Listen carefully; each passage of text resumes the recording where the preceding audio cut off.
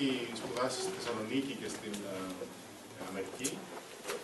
Έχει κάνει το διδακτορικό του πάνω σε κάτι πανεφερές με αυτό που θα μας μιλήσει σήμερα και έχει συναντήσει πολύ σημαντικούς ανθρώπους με τους οποίους έχει συνεργαστεί, όπως τον Ρούντολφ Άνχαιμ, το οποίο τα έργα τα έχει μεταφράσει στα ελληνικά. Και είναι ένας άνθρωπος ο οποίος έχει αφήσει ένα πολύ σημαντικό στίγμα στην σχολή μας. Περισσότεροι από εσάς, η μισή από εσάς τον θυμάστε ακόμα, οι άλλοι μισή δεν τον ξέρετε καν. Γιατί σε κάποια στιγμή πριν από 4 χρόνια φεύγει, αλλά κρατάει πάντοτε τους δεσμούς με τους φοιτητές του που είχε. Και είπαμε ότι ήταν πάρα πολύ σημαντικό να έχετε και εσείς καινούργιοι εδώ μία άποψη του Ιάκωβου, ο οποίος μας έχει καταθέσει πολύ σημαντικά πράγματα. Ξεκινάμε λοιπόν με ένα εξαιρετικό θέμα στις διαλέξεις αυτές τις περίπτωσες της Τετάρτης το βράδυ που λέμε και με έναν άνθρωπο που ίσως γνωρίζει περισσότερο από τον καθένα πάνω σε αυτό. Θα σας παρουσιάζω τον Ιάκωβο Βουδοβανιά.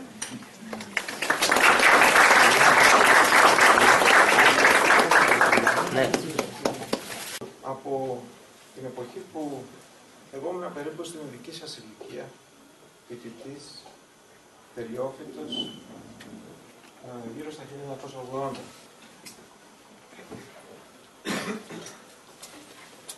Ένας καλός μου φίλος και συμφοιτητής μου ζήτησε τότε να κάνουμε μαζί το αντίστοιχο της διάλεξης. Το κάνουμε εδώ, το ονομάζαμε τότε ερευνητικό, με τον εξής πιστικό τρόπο. Να πάμε στο Άγιο Όρος, το οποίο εγώ τότε δεν ήξερα τι ήταν, και θα μπορούσαμε να κάνουμε εκεί το ερευνητικό μας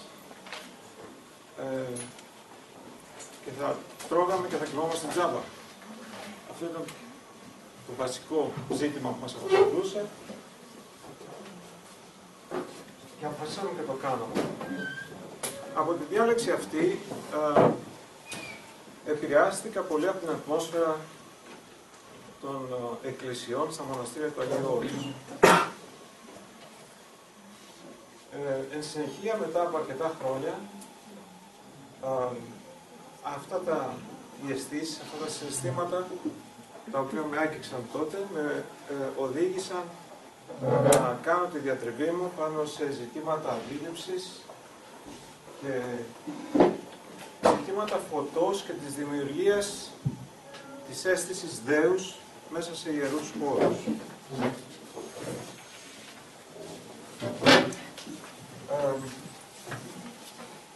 Τώρα θα ξεκινήσω προσπαθώντας να σας μπάσω σε αυτή την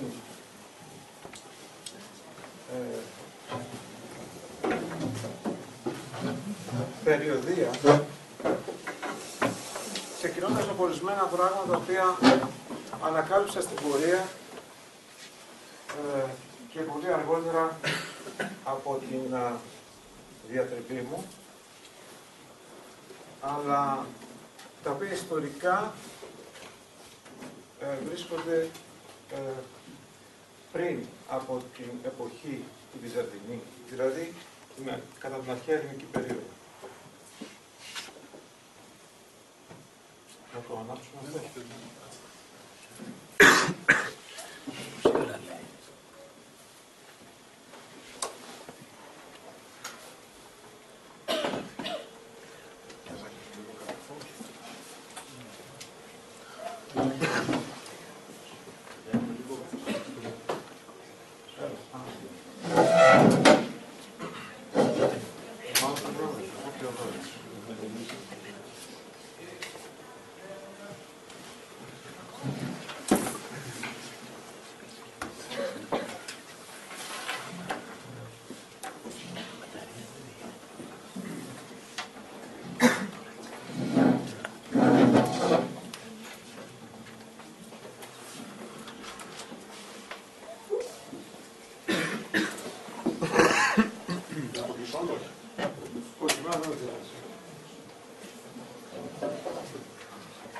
Καταρχήν, για να μπορέσουμε να καταλάβουμε το φως, πρέπει να καταλάβουμε ότι υπάρχουν ορισμένα βασικά οπτικά φαινόμενα. Ένα στοιχειώδες οπτικό φαινόμενο μπορεί κανείς να πει ότι είναι αυτό, το πώς βλέπει το μάτι το βάθος ενός χώρου.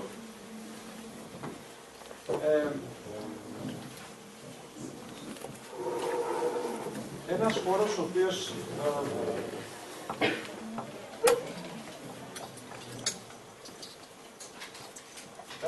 ο οποίος είναι αυτής της μορφής σε κάτωψη γίνεται ορατός στην πραγματικότητα ως το Β. Έτσι. Ένας χώρος ο οποίος έχει το ίδιο βάθος αλλά έχει και κλειμμένους τους τοίχους στην κάτωψη δεν θα γίνει αντιληπτός από εμάς ως ένας χώρος όσο βαθύς στην πραγματικότητα είναι, αλλά θα γίνει αντιληπτός ως βαθύτερος. Έτσι. Δηλαδή οι κεκλειμένες παριές, οι κεκλειμένοι τείχοι σε κάτωψη θα μας δώσουν εντύπωση ενός βαθύτερου χώρου. Αυτό βασίζεται στον τρόπο με τον οποίο γίνεται τους νόμους με τους οποίους λειτουργεί η αντίληψη.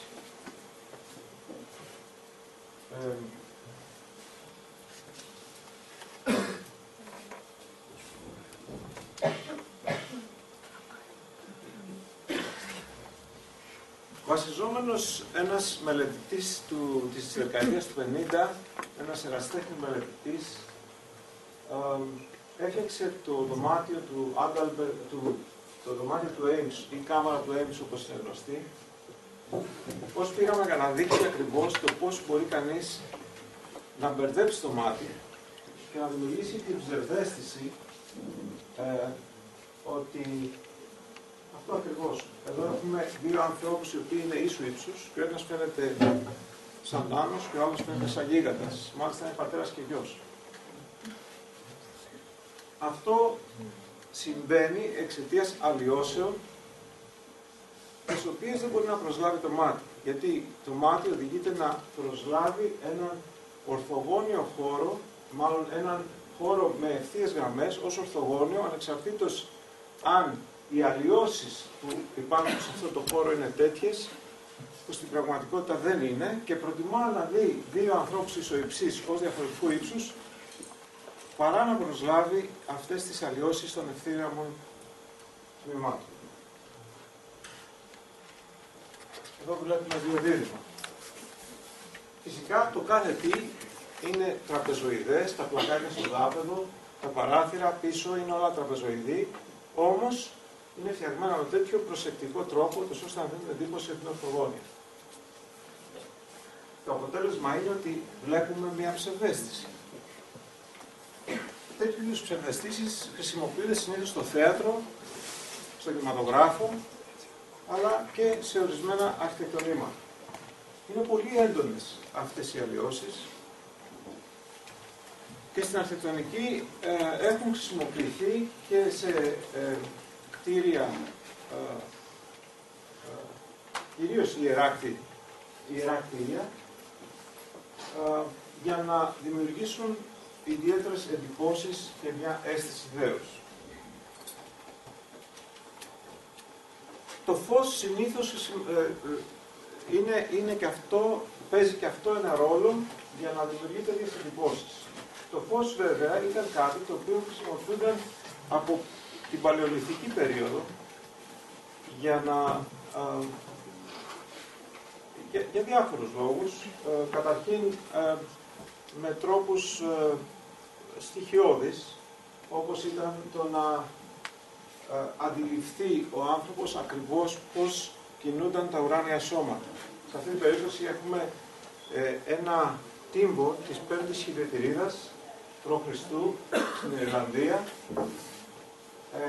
το οποίο περιέχει έναν δρομικό τάφο, ο οποίος είναι προσανατολισμένος έτσι, ώστε να δέχεται μια ακτίνα φωτός μόνο για μία ημέρα το χρόνο, στο χειμερινό ηλιοστάσιο, και να διεισδύει στο βάθος αυτού του τύμπου και να χτυπά, αφού προηγουμένως λαξευτεί από τεράστιους ογκόλυθους, ακατέργαστους ογκόλυθους, έτσι ώστε ένα τετράγωνο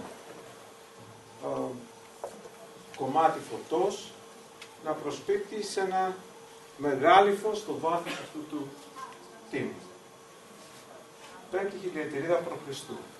Πολλά κτίρια από τότε χτίζονται με τέτοιο τρόπο ως παρατηρητήρια του φωτός, αλλά βρισκόμαστε, δεν μπορούμε να μιλήσουμε για όλα αυτά, βρισκόμαστε στην ελληνική περίοδο όπου το φως πλέον αρχίζει να χρησιμοποιείται με καλλιτεχνικό τρόπο. Σαφώς οι περισσότεροι από εσάς θα έχουν μάθει για τον δωρικό ρυθμό στην αρχαία Ελλάδα. Αυτός είναι ένας δωρικός κύωνας, σχεδιασμένος από τον Μανώλη τον Κορέ, καθηγητή που νομίζω τώρα έχει πάρει σύνταξη του Μεσοβίου Πολυτεχνείου, με αναλογία διαμέτρου προς ύψος κορμού 1/5,5. Μια αναλογία που επετεύχθη μετά από περίπου μία χιλιετηρίδα πειραματισμών σε κλίμακα 1/1, σε τέτοια κτίρια τα οποία επαναλαμβάνουν ξανά και ξανά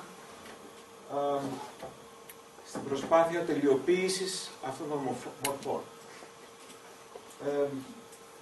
Ένα είδος κολόνας, το οποίο σαν μοναδικό του προηγούμενο έχει κάποιες κολόνες που εμφανίζονται στο ναό της Χατσεψούτ στην Αίγυπτο, που όμως ο κύωνας είναι πολυγωνικής μορφής, ενώ εδώ είναι ένας κύωνας με ραβδόσεις.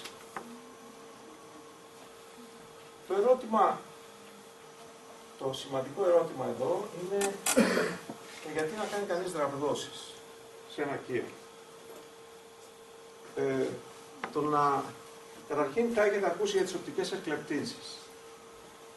Οι οπτικές εκλεπτύνσεις σε ένα αρχαίο ελληνικό ναό ήταν κάτι που ευετεύχθη σιγά σιγά, είπαμε σε μια περίοδο 1000 και πλέον ετών, όπου είχαμε τους πυκνόστιλους ναούς και τους αραιόστιλους ναούς και ανοιχτούς υπαίθριους ναούς με οπέα από πάνω ή και χωρίς, με διαφανή κεραμίδια ή κεραμίδια τα οποία σκίαζαν το εσωτερικό,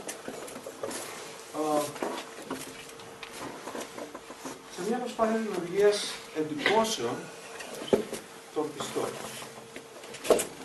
Οι εντυπώσεις αυτές δεν είναι κάτι το οποίο το αντιλαμβανόμαστε εμείς σήμερα ή είναι κάτι το οποίο το υποθέτουμε απλώς, αλλά φτάνει μέχρι εμάς ένα ολόκληρο σύγγραμμα του Ήρωνος του Αλεξανδρέως από τον 1ο αιώνα μετά Χριστόν, ο οποίος ήταν διευθυντής της Σχολής Μηχανικών της Αλεξάνδρειας τότε.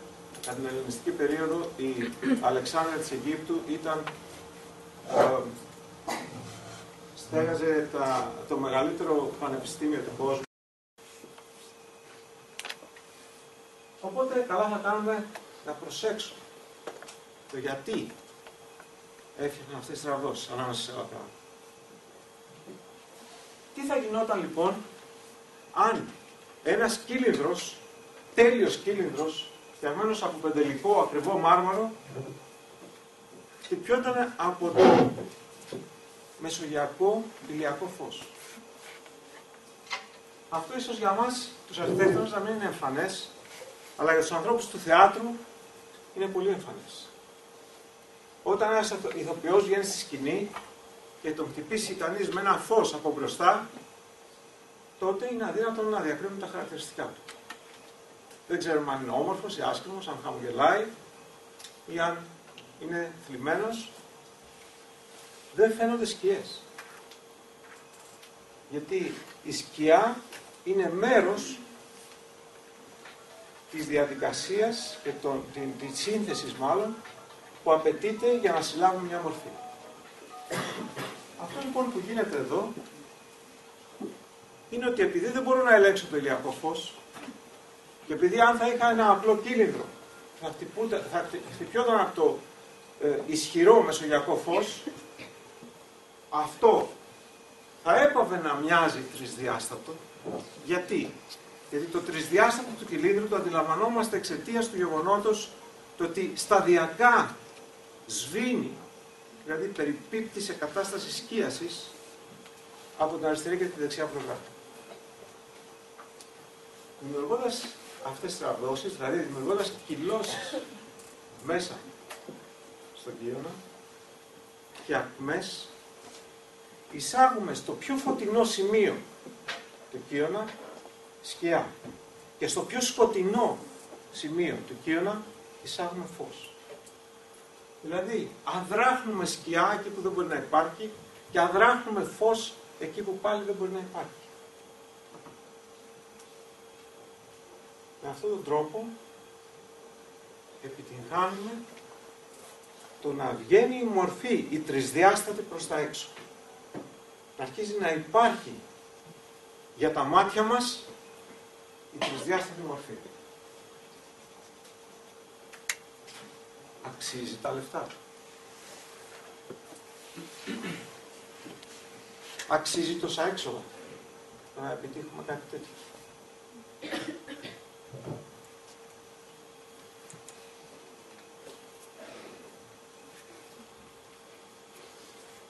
Και γιατί να φτιάξουμε τόσους πολλούς κύονους και να μην φτιάξουμε ένα απλό τοίχο. Θα μπορούσαμε τον τοίχο, τον οποίο τον έχουμε σε εσοχή, να τον βγάλουμε προς τα έξω. Βγαίνοντας προς τα έξω ο τοίχος, βεβαίως, θα φωτιζότανε και να γινόταν ένας λευκός τοίχος ή ένας τοίχος επιχρωματισμένος. Βάζοντας τον τοίχο προς τα μέσα, δεν δημιουργούμε μια στοά όπου μπορεί κανείς να περιδιαβάζει, όπως είναι η στοά του Ατάλου, που είναι φτιαγμένη επί ρωμαϊκής περίοδου, που είναι μια στοά για τους φιλοσόφους και για τους μαθητές τους να περιδιαβάζουν, να κάνουν την βόλτα τους και ενώ περπατάνε να σκέφτονται. Όχι. Αυτό είναι άλλης φύσης. Δεν μπορεί κανείς, δεν επιτρέπεται κανείς, λόγω του ότι αυτό είναι ένα ιερό κτίριο, ένα πολύ σημαντικό κτίριο. Ένα κτίριο το οποίο μπορεί κανείς να το επισκεφθεί μόνο στην πορεία των Παναθηναίων και από υπό ορισμένη γωνία να μπορέσει να το δει. Δεν θα δείτε ποτέ κανένα να κάθεται στα σκαλάκια στην αρχαία εποχή και να πίνει τον καφέ του. Μπορεί να το δείτε σήμερα. Τότε ποια η χρήση της στοάς? Από ό,τι βλέπετε εδώ, η στοά είναι τόσο πιο μέσα όσο χρειάζεται για να σκιάζει. Είναι ισχυρή η στοά. Και μην βλέπετε που και που φως, γιατί το φως αυτό που βλέπετε που και που στον τοίχο έρχεται από πάνω, από εκεί που λείπει η οροφή. Αλλά σε διαφορετική περίπτωση αυτός ο τοίχος είναι πλήρως σκιαζόμενος, με αποτέλεσμα αυτό το τρισδιάστατο του κυλίνδρου του κύωνα να μην φαίνεται μόνο εξαιτίας των ραβδόσεων, αλλά και εξαιτίας της αντίθεσης του φωτεινού κύωνα με το σκιερό τοίχο. Αυτό κάνει δηλαδή τον κύωνα να πετάγει ακόμα προς τα έξω, να δείχνει ακόμα πιο ανεξάρτητος, ακόμα πιο ολόκληρος και να προβάλλεται η σωματικότητά του. Αυτή η σωματικότητα, η οποία αποτελεί σήμα κατά τεθέν της αρχαιοελληνικής αρχιτεκτονικής. Το τρισδιάστατο, η σωματικότητα, η ανεξαρτησία, αλλά και η ρυθμικότητα και η συνεργασία μεταξύ ατόμων, ανεξάρτητων μεταξύ τους. Είναι μια προβολή, αν θέλετε, της ίδιας της δομής, της πολιτικής δομής της Αθηναϊκής Δημοκρατίας.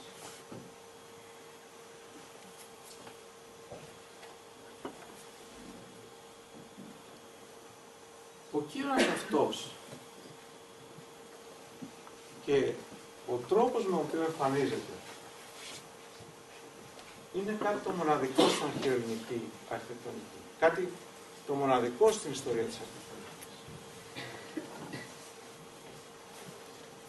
Μας λέει ο Βιτρούβιος, ο οποίος είναι Ρωμαίος αρχιτέκτονας και μας το λέει αυτός που είναι μεταγενέστερος, γιατί απλώς δεν έχουμε γραπτά πριν από αυτόν, πέρα από αυτά που αναφέρει ο ίδιος, για να μας το πούν. Ότι αυτού του είδους ο Κύωνας μας παρουσιάζει μία μορφή του σώματος του ανδρός, του ανδρικού σώματος. Οι αναλογίες του είναι τέτοιες, ούτως ώστε να μας δίνουν αυτή την αίσθηση της αρενοπότητας, την οποία έχουν καταφέρει να την περιγράψουν χωρίς να εμφανίζουν την πραγματική μορφή ενός άντρα. Πώς δηλαδή? Μέσω μιας αφαιρετικής διαδικασίας. Την αφαίρεση, την αφαιρετική ζωγραφική, την αφαιρετική τέχνη, την αφηρημένη τέχνη, όπως θέλετε πέστε, νομίζουμε ότι την ανακαλύψαμε εμείς. Οι μεταγενέστεροι, οι πιο προηγμένοι λαοί του 19ου και του 20ου αιώνα. Όμως αυτό δεν αληθεύει. Εδώ έχουμε ως εργοταξιάρχη, επιβλέποντα του εργοταξίου του Παρθενώνα, ένας από τους μεγαλύτερους γλύπτες όλων των εποχών. Έχουμε το Φιδία. Ένας γλύπτης τέτοιας εμβέλειας επιβλέπει την κατασκευή του έργου.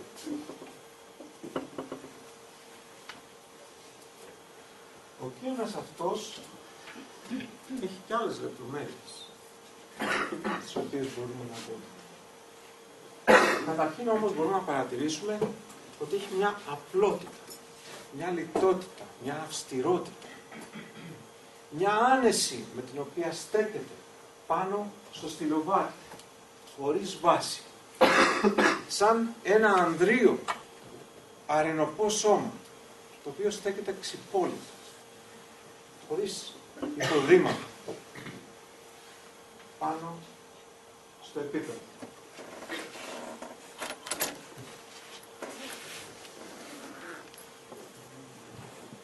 Το βλέπουμε και λίγο από πιο κοντά, το πώς ακουμπά με αυτόν τον τρόπο, τον άμεσο, πάνω στο δάπεδο. Οριζόντια τομή της ράβδωσης. Η ράβδωση καταλήγει στον δωρικό κύωνα να έχει παρόμοιες αναλογίες με αυτές του ύψους. Δηλαδή, το βάθος της ράβδωσης χωράει 6 φορές στο πλάτος της ράβδωσης. Δηλαδή, πολύ κοντά στο 1/5. Είναι μια ρηχή ράβδωση, συγκρινόμενο με άλλες κολόνες.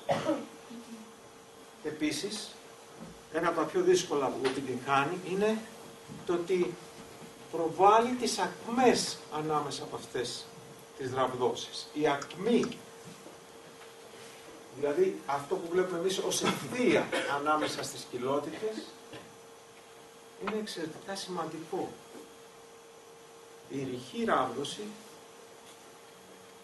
έχει μια τάση προς τα έξω. Η ακμή εμφανίζει μια οξύτητα. Χαρακτηριστικά που αρμόζουν περισσότερο στον τότε θεωρούμενο κυρίως αρενοπό χαρακτήρα της εξωστρέφειας και της ελαφράς επιθετικότητας προς τον κόσμο.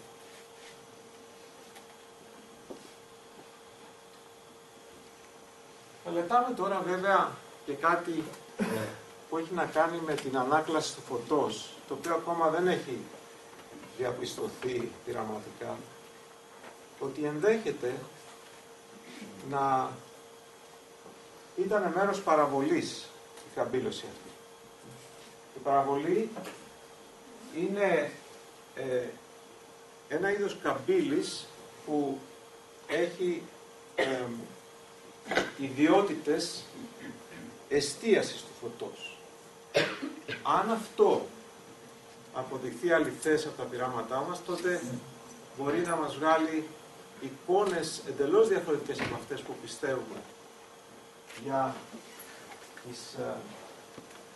τους ναούς αυτούς στην μορφή την τελειωμένη τους.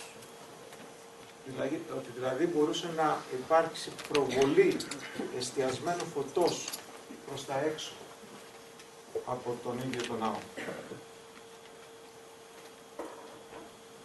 Σε σύγκριση με αυτό βλέπουμε τον Ιωνικό Κύωνα, ο οποίος αντιστοιχεί, από ό,τι μας λέει ο Βιτρούβιος, σε μια σχετικά πάλι αφαιρετική μορφοποίηση του γυναικείου σώματος. Εδώ πλέον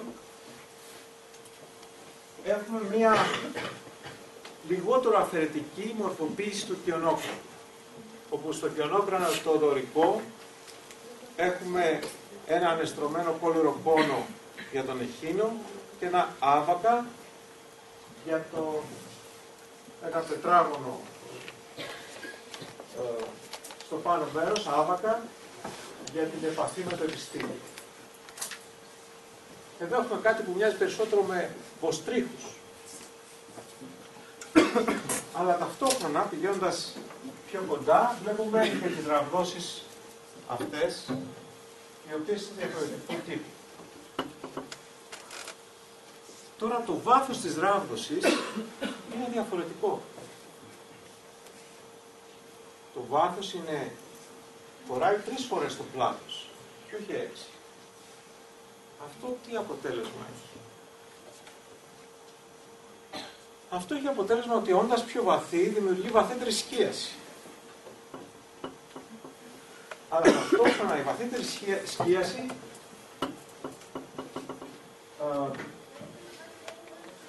έρχεται σε εντονότερη αντίθεση με τη φωτεινότερη ζώνη αντιακμής που δημιουργείται υπό την κατακόρυφη έννοια. Αυτή η αντίθεση ανάμεσα στη σκιά και στο φως δημιουργεί μια εντονότερη αίσθηση εσωστρέφειας αντί εξωστρέφειας. Η γυναικεία φύση γίνεται αντιληπτή ως πιο εσωστρεφής και αυτό μπορούμε να το δούμε και να το επιτύχουμε με αφαιρετικό τρόπο μέσω της φωτοσκίασης, μέσω του κιαροσχούρου.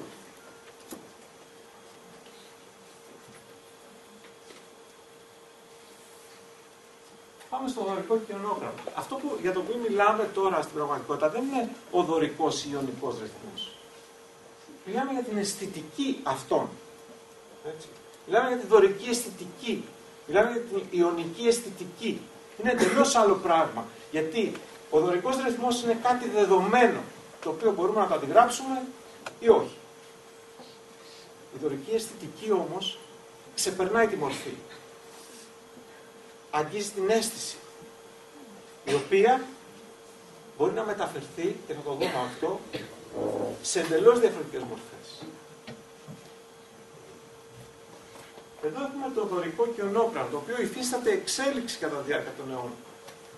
Αυτό είναι το αρχαιότερο, μεταγενέστερο και το τελικό. Ποια είναι η διαφορά και τι σημασία έχει?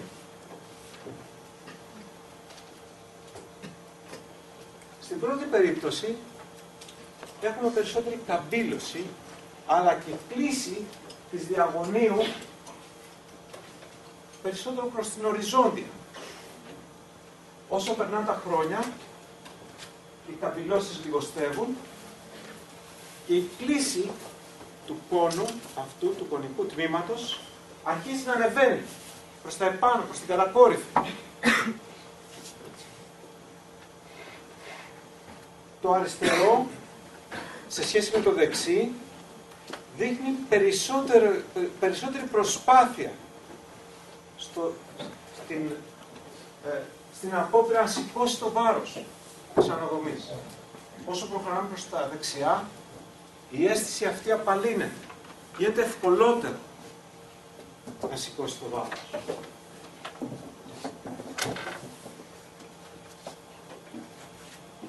Και κάτι όμως που δεν μπορούμε να το δούμε στις δύο διαστάσεις.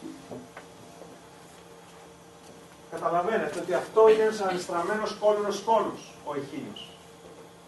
Κοιτάξτε όμως πώς πέφτει η σκιά και πώς διαχωρίζεται η σκιά από το φως στο σημείο του εχίνου.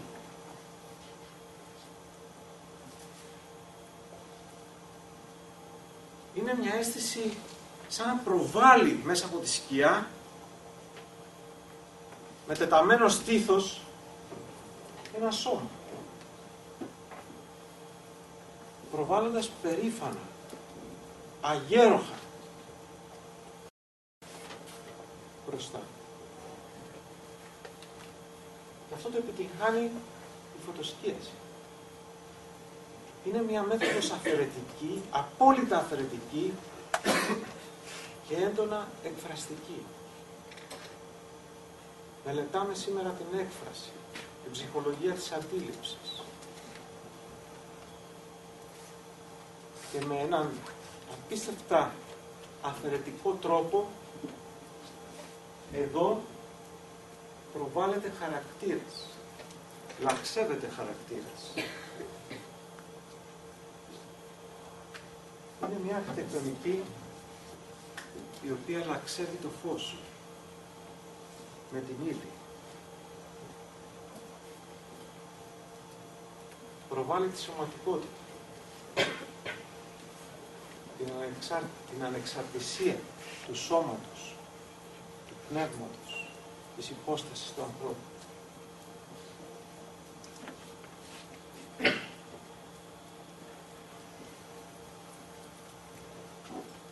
Η κλίση του αετώματος, του Παρθενώνα.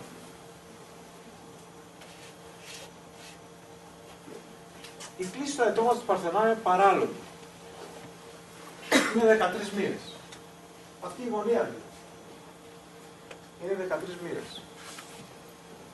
Κάθε αρχιτέκτονας ξέρει ότι με κλίση λιγότερο από 20 μοίρες κινδυνεύει το κτίριο να μπάσει νερά μέσα από τα κεραμίδια. Εγώ την πάτησα και το μάθα. Έφτιαξα με λιγότερο από 20 μοίρες και μου μπάσε νερά. Αυτοί το φτιάχνουν σε ένα τέτοια εμβέλειας κτίριο 13 μοίρες. Προτιμούν να φτιάξουν επίπεδα κεραμίδια από μάρμαρο, να τα φτιάξουν με τέτοιες εντορμίες που να απαγορεύουν εσοχές και εξοχές δηλαδή, που να απαγορεύουν στο νερό λόγω του ανέμου να εισχωρήσει μέσα στη στέγη, παρά να δώσουν μεγαλύτερη κλίση. Για ποιο λόγο? Δεν θα μπορούσαν να φτιάξουν πιο έντονη κλίση, σαφώς. Το ζήτημα είναι αισθητική και πάλι. Η ανάβαση πρέπει να είναι αργή.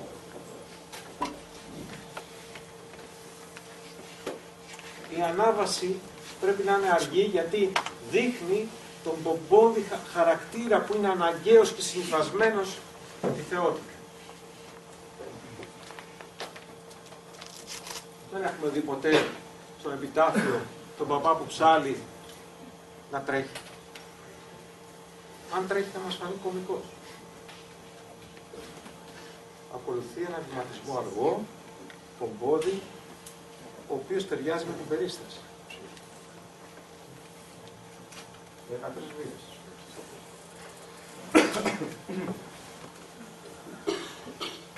Στην Αμερική ένας πολύ ταλαντούχος αρχιτέκτονας, αλλά και ένα είδος ποιητή της αρχιτεκτονικής, ο Λούι Καν, εστονός στην καταγωγή, μεγαλωμένος στην Αμερική, φτιάχνει μια εκκλησία για ένα πολύ περίεργο θρήσκευμα, το οποίο ονομάζεται Unitarian Universalist. Τους ονομάζουμε εμείς ενωτικούς.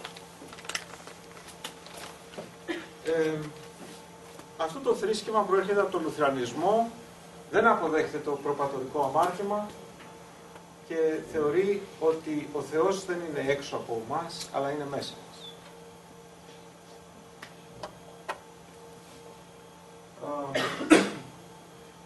Η θεότητα είναι μέρος του ανθρώπου. Αρχίζει και σχεδιάζει αυτό το κτίριο. Το έκανα αυτός μήνυ διατριβή για εξάσκηση στην έρευνα πριν αρχίσω την διατριβή μου στο Μίσιγκαν.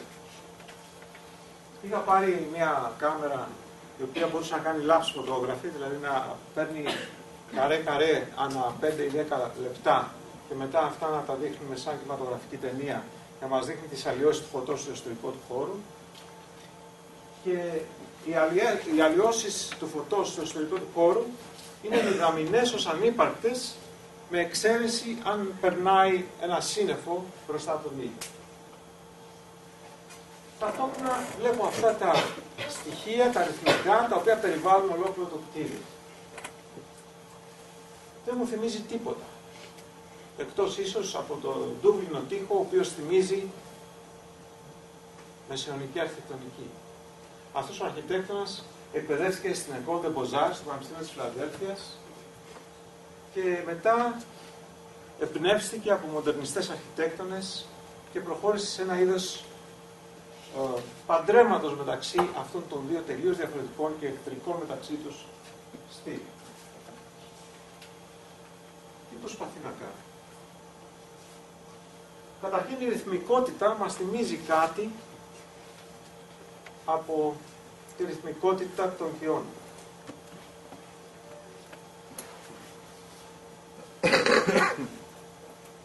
Θα πρέπει να το δούμε σε κάτωψη, βέβαια, να καταλάβουμε λίγο τι κάνει. Σε κάτωψη ξεκινάει με ένα τετράγωνο. Αυτό το κεντρικό τετράγωνο, το οποίο στην πραγματικότητα βλέπει προς τα δυτικά. Αλλά το φως του ηλίου δεν το επηρεάζει, εξαιτίας του γεγονότος ότι υπάρχουν 4 πύργοι εδώ στις γωνίες, οι οποίοι εισάγουν το φως από το κέντρο της εκκλησίας και μέσα. Δηλαδή είναι κλειστή από τις 4 γωνίες και ανοιχτή προς το κέντρο της εκκλησίας. Βρίσκονται δε πάνω από τον περιμετρικό διάδρομο.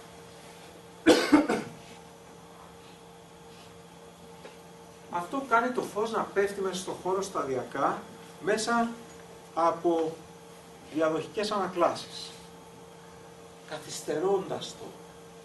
Μετά από κάθε ανάκλαση το φως γίνεται λιγότερο. Και με το χειρισμό των υλικών καθυστερείται όλο και περισσότερο το φως να μπει μέσα στο αυτή.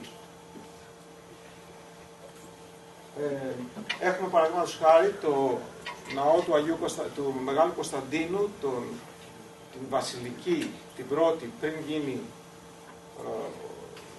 ο μεταγενέστερος αναγεννησιακός ναός στη Ρώμη, του Αγίου Πέτρου δηλαδή, να είναι προσανατολισμένο το ιερό κατευθείαν προς τη Δύση. 4ος αιώνας. Αυτό είχε να κάνει με τον τρόπο με τον οποίο στεκόταν ο ιερωμένος σε σχέση με το κοινό, και την εποχή εκείνη θεωρούνταν σωστό να ατενίζει τον ήλιο την ώρα που λειτουργούσε και ατένιζε, κοίταζε δηλαδή προς την πλευρά του κοινού ταυτόχρονα. Συνεπώς ο ήλιος, η ηλιακή ακτινοβολία έπρεπε να έρχεται από την είσοδο του κτηρίου.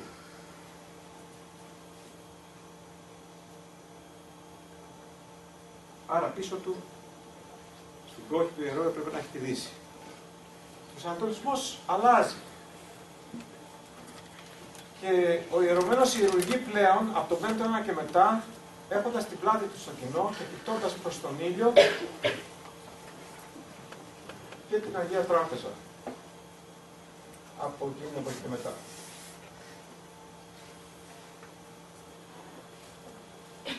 Αυτό βέβαια το ανακαλύπτει τυχαία στο Άγιο Όρος, όταν γίνεται μία μετατροπή ενός μοναστηριού από μία διοικητική κατάσταση όπου ζούσαν όλοι οι μοναχοί χωριστά και ακολουθούσαν διαφορετικές τακτικές στην καθημερινή τους διαβίωση, σε ένα κοινοβιακό μοναστήρι όπου όλοι υπάγονται στις διαταγές του ηγουμένου. Αυτή η μεταβολή έχει πολύ μεγάλη σημασία για τους ιερείς και τους μοναχούς και μαζεύονται περίπου 5.000 άνθρωποι, όχι μόνο μοναχοί και ιερωμένοι, αλλά και κόσμος που έχει έρθει έξω από τον Γιώργος. Εδώ γίνεται μια συλλειτουργία, υπάρχουν ηγούμενοι από όλες τις μονές και υπάρχει ένας ο οποίος ιερουργεί. Αυτό επειδή δεν μπορώ εγώ να μπω μέσα στην εκκλησία, βρίσκομαι απ' έξω από ένα παραθυράκι που κοιτά προς το ιερό και προσπαθώ να βγάλω μια φωτογραφία, έρχεται ένας μοναχός, με σταματάει, οπότε κάθομαι και το σκιτσάρω. Και βλέπω αυτό. Βλέπω μία δέσμη φωτός, και μια κοιλίδα φωτός. Μία δέσμη φωτός, σαφώς ορατή, η οποία πέφτει πάνω στον ιερουργούντα. Την ώρα εκείνη είναι ασκεπής, προσφέρει τον άρτο και τον ίνο στο Θεό και φωτίζεται από αυτή τη δέσμη. Είναι ένα θέαμα το οποίο σε κάνει να ανατριχιάζεις. Την ίδια στιγμή ο ιερωμένος προσεύχεται σιωπηλά. Αυτή η διαδικασία κρατά περίπου 15 λεπτά της ώρας.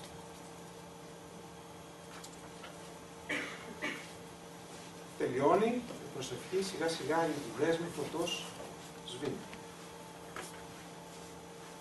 Τότε άρχισα να υποψιάζουμε ότι αυτό δεν ήταν τυχαίο. Βέβαια, πριν από αυτό μου είχε συμβεί κάτι άλλο,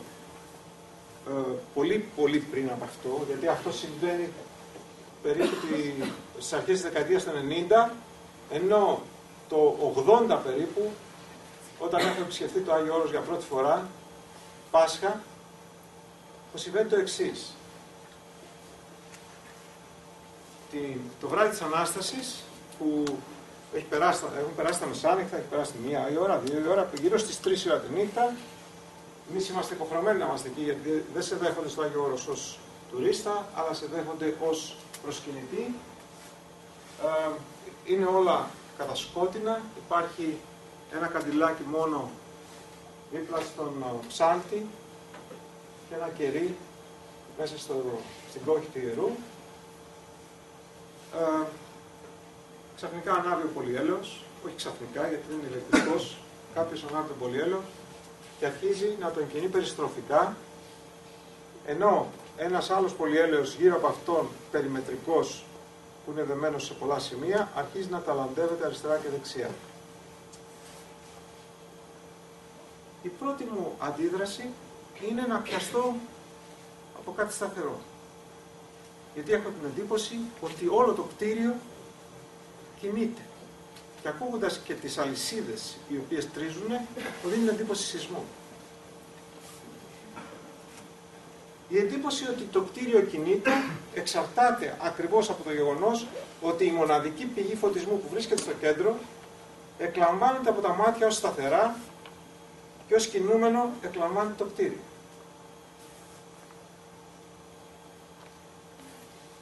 Από τότε άρχισα να το υποψιάζομαι, η αλήθεια είναι, ότι δημιουργούνται τέτοιου είδους φωτιστικά εφέ στις εκκλησίες.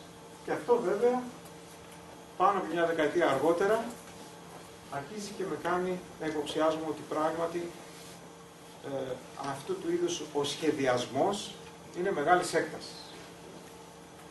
Και αρχίζω να μελετάω τι προϋποθέτει ένας τέτοιος σχεδιασμός.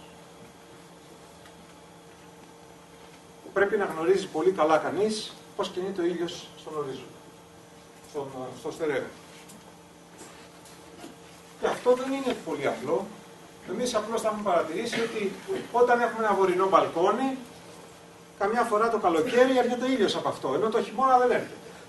Αν είμαστε αρκετά παρατηρητικοί, το έχουμε δει αυτό.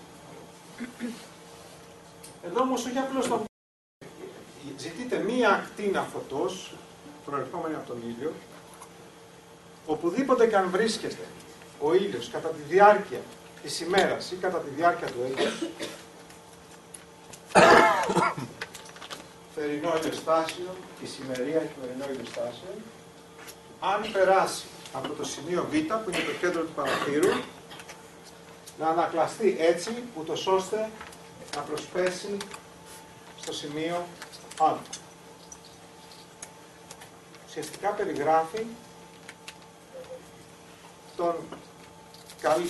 την τέλεια ηλιομετρική επίλυση ενός κατόπτρου που θα κατήφθηνε τις ακτίνες του ηλιακού φωτός σε ένα σταθερό σημείο. Τι άλλο θα μπορούσε να είναι αυτό από το αποκορύφωμα του τρούλου. Με κόκκινο είναι το κάτω του. Μέσω του κατόπτρου αυτού, οποιαδήποτε ακτίνα περάσει από το κέντρο ενός παραθύρου, που ο τρούλος έχει 40 παράθυρα, θα ανακλαστεί στο κάτωπτρο και θα πάει στην κορυφή του τρούλου.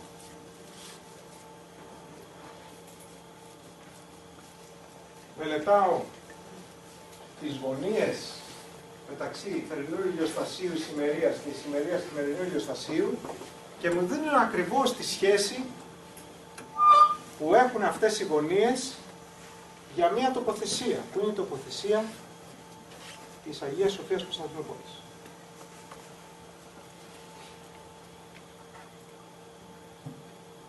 Που βρίσκεται κάπου εδώ στην άκρη, αν δεν κάνω λάθος. Πού είναι, στην υπόδομο είναι? Δεν θυμάμαι ποιο είναι. Θυμάσαι? Αυτό εδώ είναι.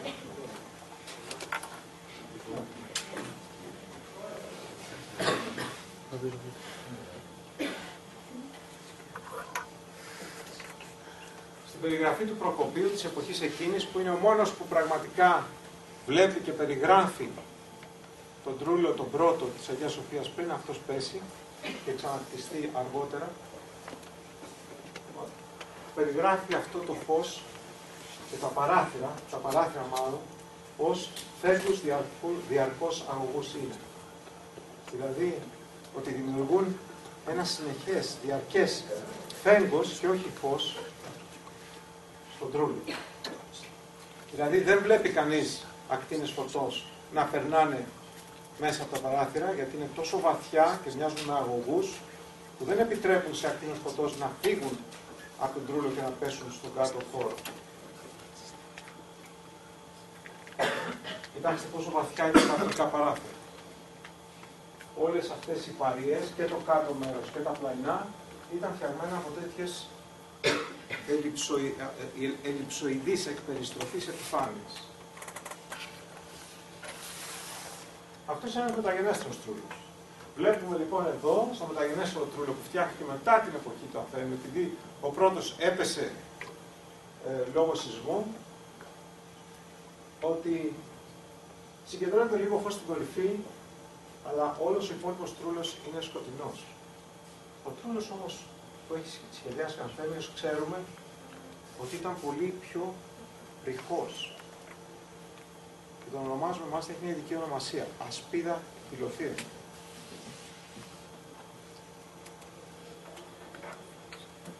Μετά από χρόνια βρίσκω και κάτι άλλο στα γραπτά του Ανθεμίου, το οποίο τελικά μου επιλύει και την τελευταία πορεία του πώς θα μπορούσε να είναι όχι μόνο η κορυφή του τρούλου έντονα φωτισμένη, αλλά ολόκληρος ο τρούλος να είναι ομοιόμορφα και έντονα φωτισμένος. Και αυτό στερεομετρία κατόπιν. Εδώ αυτό που βλέπουμε είναι ένα πρόβλημα του Ανθεμίου, το οποίο όμως είναι η περιστροφή του, δεν ξέρω γιατί έχει γίνει έτσι, αλλά έχει πλαγιαστεί, ας πούμε. Στην πραγματικότητα είναι ο ίδιος ο τρούλος. Βλέπουμε ότι όσο πιο πλάγια πέφτει μία ακτίνα φωτός, τόσο περισσότερες ανακλάσεις δημιουργεί μέσα στον τρούλο, αν αυτός ο τρούλος ήταν φτιαγμένος από υλικά κατοπτρικά.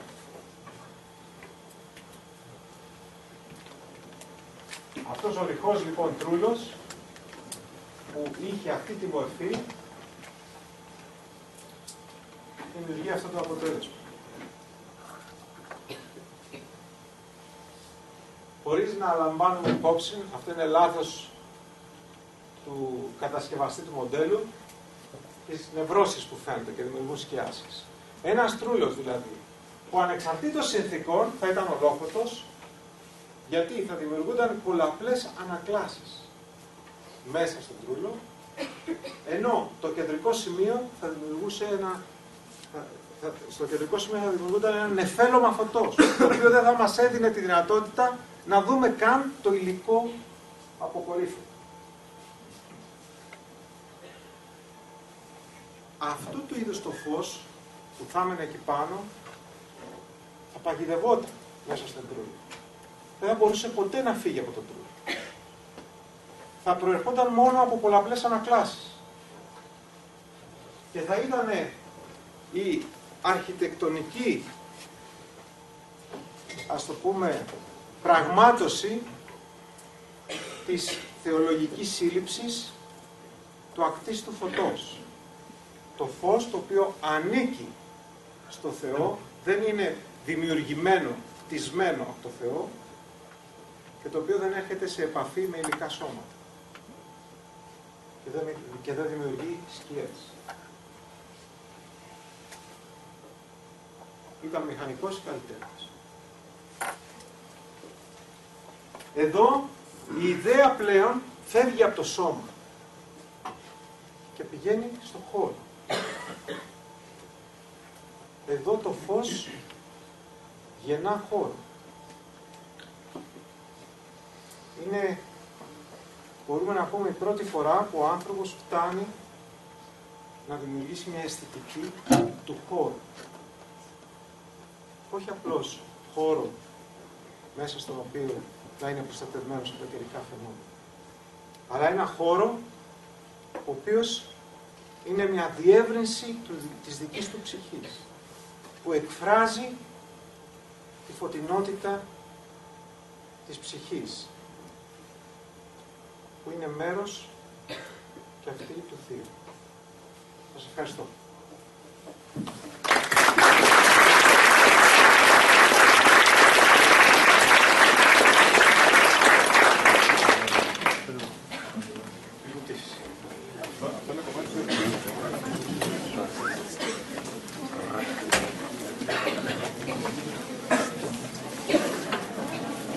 Όποιος έχει ερωτήσεις, εδώ είμαστε.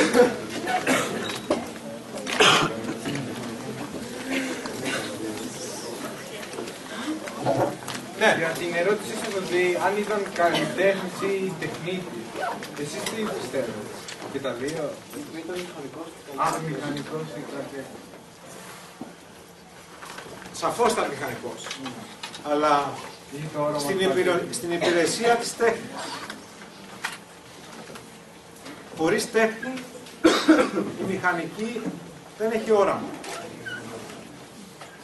Είναι απλώς ωφελημισμός.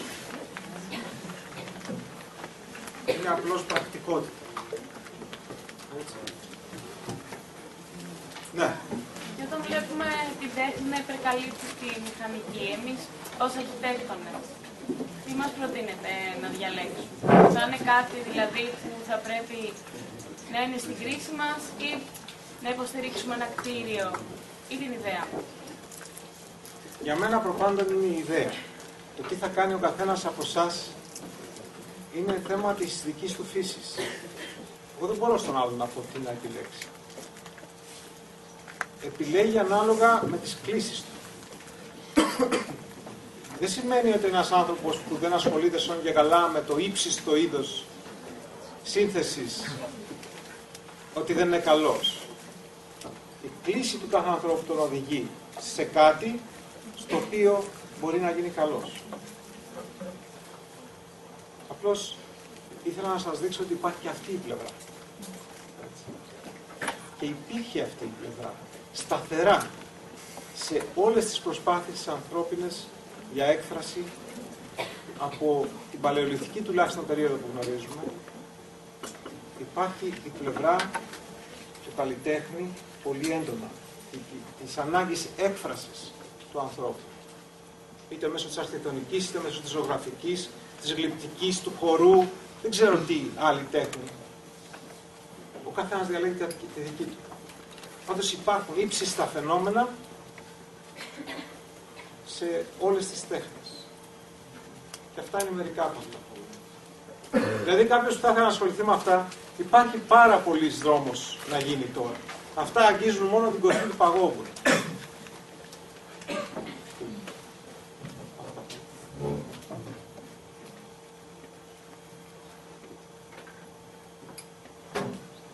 Τότε, κατ' ουσίαν, τουλάχιστον από τα διαβάσματα που με έχεις οδηγήσει για το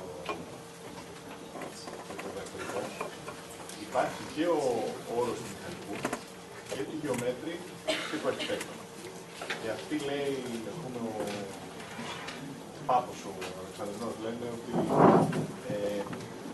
καμιά φορά χρησιμοποιούνται από τους ανθρώπους που γράφουν, αλλά κατ' ουσίαν δεν μπορούμε να τους παίρνουμε τις μετρητής και να κάνουμε ποσοστά για το ποιος είναι πάνω ο ένας από τον άλλο, αλλά κατά κάποιο τρόπο αυτοί οι όροι γίνονται ένα άτομο σε ορισμένες περιπτώσεις. Ο Αρτέμιος, ας πούμε, για κάποιους ήταν και μηχανικός και γεωμέτρης και αρχιτέκτονας. Ναι. Και έβαζε αυτή την σύμπνοια αυτών των λέξεων. Και ακριβώς για αυτόν τον λόγο ήταν πολύ δύσκολο για την εποχή να βρεθούν αρχιτέκτονες με όλες αυτές τις ικανότητες. Δηλαδή απαιτούσε πολυετής σπουδές και όχι πενταετής σπουδές. Το να φτάσει κανείς να γνωρίζει όλες τις τέχνες και όλες τις επιστήμες που απαιτούνταν για τη δημιουργία τέτοιων φαινομένων. Ας πούμε, μας λέει ο Γέμινος, πρώτος αιώνας μετά Χριστό, ότι ανάμεσα σε όλα τα άλλα που έπρεπε να ξέρει ο αρχιτέκτονας ήταν και η θαυματοποιική. Δηλαδή πώς μπορείς να δημιουργήσεις κάτι το οποίο να σου δίνει την εντύπωση του θαύματος. Πέρα από το γεγονός ότι έπρεπε να ξέρεις νομική, ιατρική, να ξέρεις, όπως μας λέει ο Πίθεος, που ήταν από το Βιτρούβιο, μαθαίνουμε ότι ο Πίθεος έλεγε ότι ο αρχιτέκτονας ή ο μηχανικός έπρεπε να ξέρει όλες τις επιστήμες και όλες τις τέχνες καλύτερα από αυτούς που εξασκούν την κάθε μία ξεχωριστά. Βέβαια αυτή ήταν η ποιότητα και το επίπεδο των σπουδών που απαιτούνταν και ήταν αποδεκτά για την κλασική εποχή. Και η οποία φυσικά είχε μια εξέλιξη μέχρι την πρώτη βυζαντινή περίοδο, μέχρι που άρχισαν να κλείνουν το ένα μετά το άλλο τα πανεπιστήμια της Κωνσταντινούπολης, της Αλεξάνδρειας και όλων των άλλων μεγάλων πόλεων από τον Ιουστινιανό.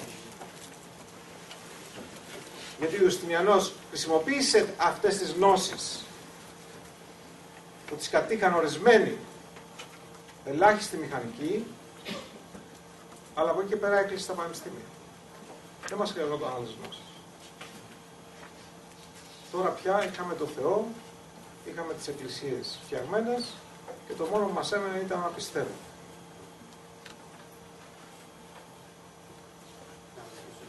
Ναι. Για την Αγία Σοφιά, συγκεκριμένα και να κάνουμε για τον τρόπο της Αγίας. Εγώ ξέρω και έχω ακούσει δηλαδή ότι τα παράθυρα που ήταν τόσα πολλά γύρω-γύρω είχε την αίσθηση ότι μπαίνοντας στο φως έδινε μια αίσθηση ότι ο τρούλος σε όρη μια ζώνη φωτός εκεί πέρα. Και μάλιστα αυτό είχε και εκτός από την πόρτα του τρούλου και μετά αναγκάστηκαν να κλείσουν κάποια παράθυρα προκειμένου να το στηρίξουν. Δεν ξέρω κατά πόσο ισχύει αυτό. Κοίταξε, έχουν ακουστεί πολλά. Έχουν υπάρξει μελετητές του 20ου αιώνα, πολιτικοί μηχανικοί, οι οποίοι έχουν πει ότι ο Ανθέμιος δεν ήξερε στατική και γι' αυτό έφτιαξε τόσο ρηχό τρούλο. Αν όμως δεν ήξερε στατική, τουλάχιστον θα μπορούσαν να συμβουλευτεί προηγούμενες περιπτώσεις τρούλων, γιατί υπήρχαν πριν από την Αγία Σοφία, στις πολλές εκκλησίες με τρούλους, ήδη η Αγία Ειρήνη, η οποία ήταν κοντά, είχε χτιστεί πριν από την Αγία Σοφία. Πολλές άλλες εκκλησίες είχαν χτιστεί από Αρμενίους που φτιάχνανε ημισφαιρικούς τρούλους. Γιατί αυτός να φτιάξει ένα τρούλο ο οποίος ήταν ρηχός? Ακριβώς για να δημιουργήσει αυτές τις αλλεπάλληλες ανακλάσεις. Μάλιστα, στο εσωτερικό, αυτό ξέχασα να το πω, ότι το εσωτερικό του τρούλου της Αγίας Σοφίας ήταν όλο φτιαγμένο από εφιαλωμένες ψηφίδες. Επιχρυσωμένες εφιαλωμένες ψηφίδες, οι οποίες λειτουργούσαν ως κάτωπτρο, για ακριβώς να δημιουργούν αυτές τις συνεχόμενες ανακλάσεις. Από εκεί πέρα φτιάχτηκαν με ειδικά τούβλα, τα οποία παραγγέλθηκαν στη Ρόδο και ήταν σφραγισμένα από το κάθε ένα από αυτά από το ειδικό συνεργείο στην περιοχή όπου φτιάχνανε αυτά τα τούβλα με ελαφρόπετρα, μεγάλα σφινοειδή τούβλα, για να μπορέσουν να δημιουργήσουν όσο δυνατόν πιο ελαφρό τρούλο και πιο λίγες πλευρικές οθήσεις, επειδή ακριβώς αντιλαμβανόταν τη δυσκολία της οικοδόμησης ενός τέτοιου τρούλου. Επίσης, γιατί είναι πολλά τα πράγματα που συνεργάζονται προς αυτή την κατεύθυνση, ο τρόπος με τον οποίο επέλυσε το ζήτημα του ελλειψοειδούς κατόπτρου που τοποθετούνταν στην ποδιά, του πρώτου κατόπτρου που σας έδειξα, που τοποθετούνταν στην ποδιά των παραθύρων, κάθε παραθύρου του τρούλου, το επέλυσε με έναν τέτοιο τρόπο ώστε να μην χρειαστεί για την υλοποίηση αυτού να διαταράξει το κεντρικό σημείο που θα αποτελούσε τη δεύτερη αιστεία της έλλειψης. Θα χρειαζόταν στην κλασική κατασκευή της έλλειψης να τοποθετηθεί ένα καρφί, ας πούμε, στο κέντρο του τρούλου, από το οποίο θα προσδεθεί το σκηνή εκείνο που θα δημιουργεί την καμπυλότητα. Έτσι. Το επέλυσε με εφαπτομανικές μεθόδους. Νέα επίλυση αυτού του παλαιού προβλήματος, ακριβώς για να μην χρειάζεται να διαταράξει την σταθερότητα του τρούλου, ο οποίος κατέπεσε 20 χρόνια μετά την κατασκευή του λόγω σεισμού. Ο οποίος ήταν και τρομακτικός σεισμός. Δεν ήταν τέτοια απλό. Ναι, πολύ μεγάλος. Έγινε ο δεύτερος ψηλότερος, μετά από χρόνια κατέπεσε γι' αυτός και μετά ήρθε ένας άλλος, πώς τον λέγανε, ο Τρεντάτη. Ένας Αρμένιος ο οποίος τον ξανάχτισε, ακόμα ψηλότερο, και τελικά ήρθαν δύο Ιταλοί που στο 17ο αιώνα του βάλανε αλυσίδα γύρω για να μην μπορεί να πέσει. Μεγάλο πρόβλημα. Αλλά ήταν για αυτό το σκοπό ο τελειότερος τρούλος που θα μπορούσε ποτέ να υπάρξει. Απλώς η πορεία που κάνει από το φλουτάρισμα της κολόνας στην Βυζαντινή εποχή αρχίζει και δείχνει μια συνέχεια μιας ανάγκης απάντησης σε ένα ερώτημα. Αυτό είναι το βασικό. Είναι δηλαδή ότι το ίδιο πράγμα το οποίο στοχάζεται ο Έλληνας τεχνίτης, ο αρχαίος μπροστά στο πώς θα φλουτάρει την κολόνα έτσι ώστε να μπορέσει να της δώσει πρόσωπο, αντίστοιχο πράγμα κάνει και ένας Έλληνας ύστερα από 1000 χρόνια, ας πούμε, και αναστοχάζεται το τι γίνεται, παρότι στη μία περίπτωση είναι να προβάλλει το σώμα, στην άλλη να έρθει η έννοια του χώρου τελικά, του φωτός, αλλά και δύο στοχάζονται πάνω στο ίδιο πράγμα. Πάνω στο τι κάνει το φως μέσα σε αυτό το οποίο πάει να οριστεί και να δημιουργηθεί. Και αυτό σχεδόν δίνει μια υποδόρια συνέχεια, μια έτσι πιο πλάγια συνέχεια μιας φιλοσοφίας και μιας σκέψης πάνω στα πράγματα. Οπωσδήποτε. Δηλαδή χωρίς φιλοσοφία δεν γίνεται τίποτα. Εδώ είναι φιλοσοφημένη αρχιτεκτονική, εις βάθος. Και είσαστε συνεχιστές. Έχετε βαρύ φορτίο στις πλάτες σας.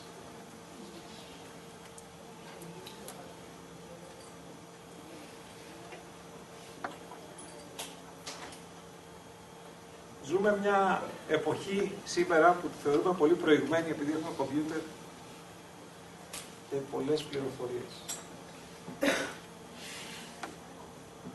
Όμως, πληροφορίες πάντοτε υπήρχαν πολλές. Η γνώση δεν είναι πληροφορία. Θυμάμαι όταν τα πρώτα χρόνια που ήμασταν εδώ ήταν μερικά παιδιά που είχαν μάθει τότε το copy and paste. Τους έβαζα εργασίες και πήγαιναν στο ίντερνετ, παίρναν από εδώ, παίρναν από εκεί, τα βάζαν όλα μαζί. Βάζαν και ένα μεταφραστικό αυτόματο πρόγραμμα και το μετέφραζα.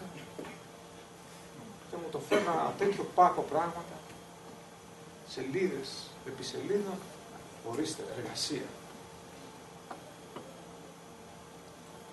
Ήρθε μια κοπέλα, με ρωτάει, μα δεν μου βάλατε βαθμό. Λέω, μα δεν μου έδωσε εργασία. Μα λέει, σας έδωσε. Ποια είναι αυτή. Λέω, δεν είναι εργασία. Η εργασία αυτή δεν αξίζει ούτε 0. Γιατί για να αξίζει 0 πρέπει να έχεις προσπαθήσει και να έχεις αποτύχει. Αυτό είναι μη εργασία και άρα παίρνει μη βαθμό. Εδώ δεν μαθαίνουμε να συλλέγουμε πληροφορία. Εδώ μαθαίνουμε να δομούμε πληροφορία. Μόνο αν μάθουμε να δομούμε πληροφορία, αρχίζουμε και έχουμε πρόσβαση στη γνώση. Η συγκέντρωση πληροφοριών την κάνει και μια μηχανή.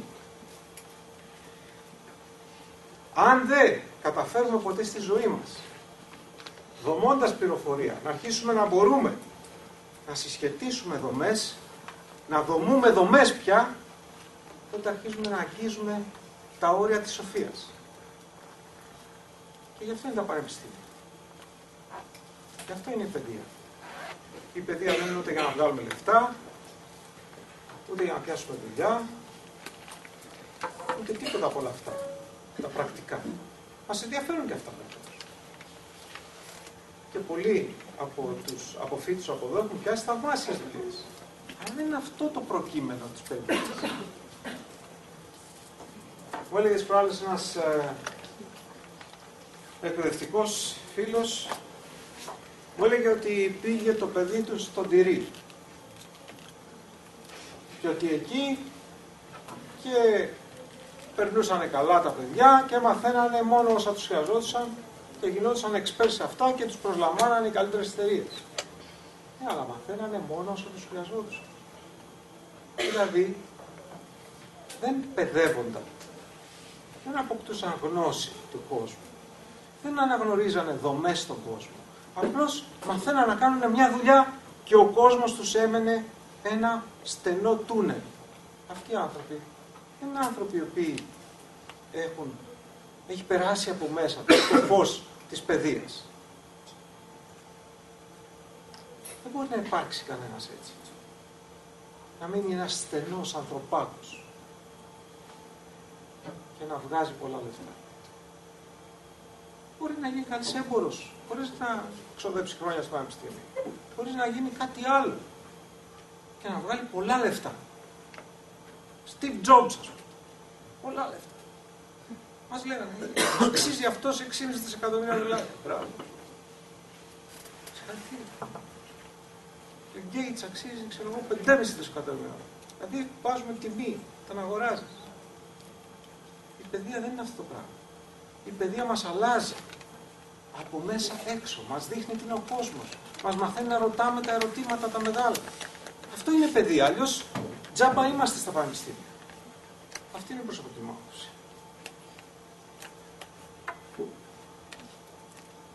Και παρελθόντως έχουμε, παρόλα όσα λέγονται,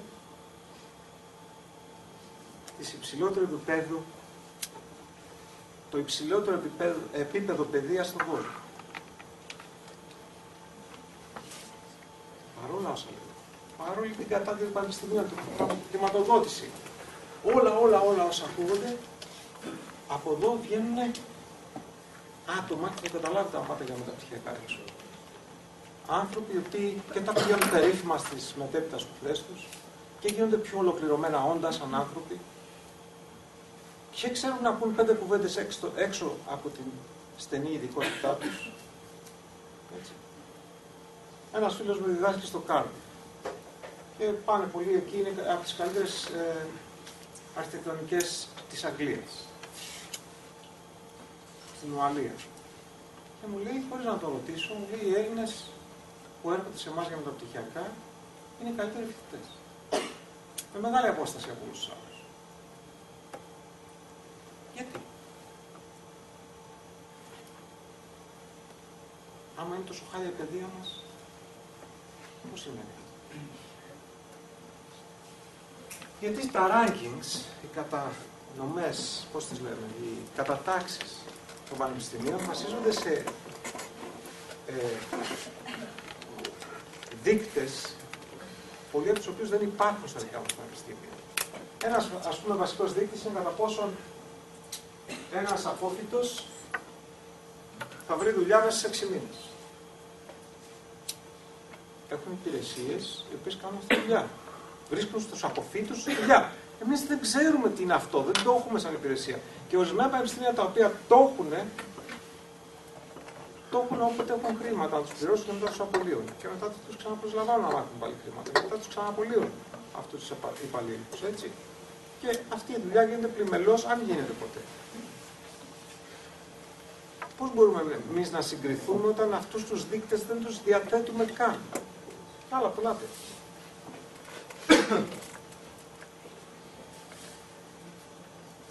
Αυτά. Μπορούμε να μιλάμε τώρα για μέρες. Πολλά.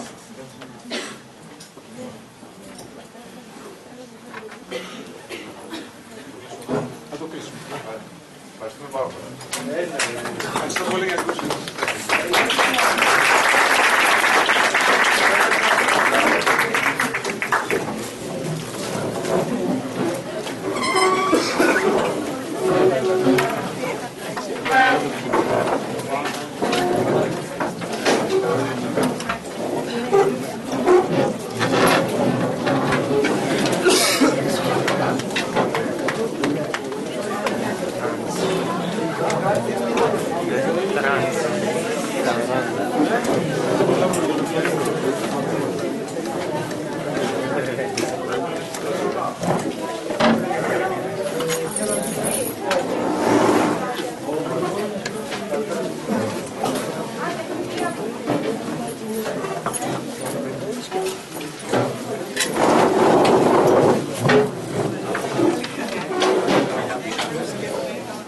Α, δεν τον έπαιρνε ρε, τον Πεταμιάνο. Αλλά δεν τον έπαιρνε ρε, τον Πεταμιάνο. Αν ήταν... Πες δεν δεν φαίνεται κουτίνα. τον έπαιρνε.